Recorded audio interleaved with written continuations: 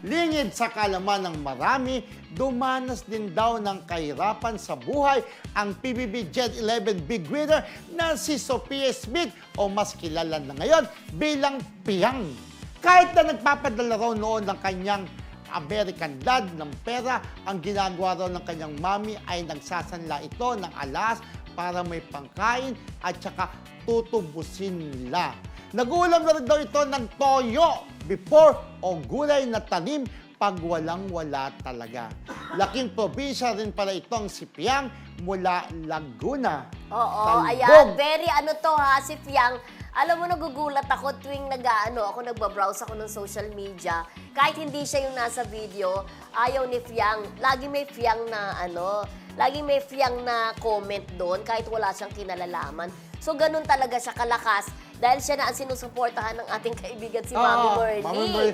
Piang, si Piang at saka yung mukhang, kanyang ka-love team si JM ba? yes, diba? Parang ang lakas ng love team nila. Ito si Piang taga Laguna. Kaya daw siya nanalo dahil yung kanyang ugaling gano'n na parang nagpapakatotoo. At tama naman yun na naranasan mo na bang mag-ulam ng toyo. Parang nakarelate ang mga sa kanya netizen Yep, na hindi rin pala siya ganun pa-sosyal. Kasi pagka pangmasa ka, ako, never akong nag-ulam ng tuyo. Ay! Ng toyo pala, rather. Hindi ako nag-ulam ng toyo. Ano lang, pero suka. ang inulam namin, alam mo yung mainit na mainit na kanin, lalagyan mo ng asukal tsaka gatas. Ay! Nagaganon ako. Social Sarap. ka. May pambili kang gatas. Oh. Hindi kasing gatas binibigay ng mga kapitbahay Ay, namin. gano'n. Yung iba naman yung Nangihingi toyo. ako, charas! Yung toyo, hinahalo naman sa mantika. Pero hindi ko naranasan, pero gusto ko, kasi dati naalala ko, nag-ulam kami ng tuyo. Alam mo yung tuyo, dried fish matawag doon, Oo. tuyo. Tapos sinusubuhan pa ako, di ba, Hindi, ito talaga toyo Toyo, pero, at saka bukod sa toyo, asin.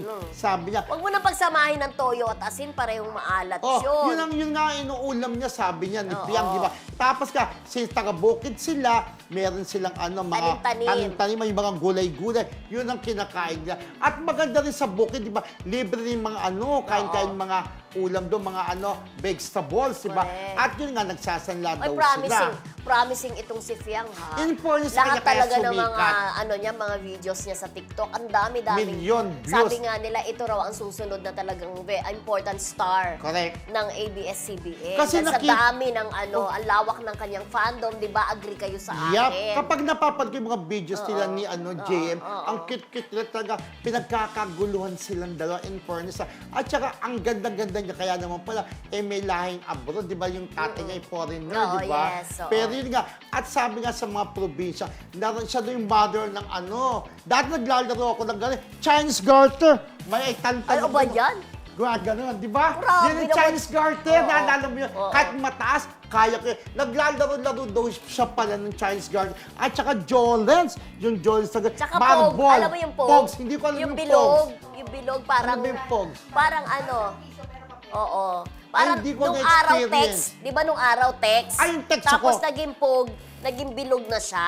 Yung hindi ngayon, mo alam, bago lang yun. Hindi bago lang sa mga Oo, netizens. bumalik Ako sa text. kasi, yung text na gano'n. Pero Oo, in na fairness, paghahalatang ha, matanda ka na kasi hindi. inabutan mo text, Kaya ako pog. nananalo ko sa text, alam mo yun, Miss A, friendship builder, Oo. binabaligtad ko yung pato. Oo. Kasi gaganon mo, gaganon, lalabas yung diba? sayo, di ba? Minsan din, Yung yung pog, mas dulo, matigas. ay, alam ko yung pog, yung bilog. Oo, bilog. Di ba, yung bilog ng, kasi nakikita sa mata na niya, pero dalawa, sota, esra, yung gano'n, sa ilong, Oo, yung bilang, correct.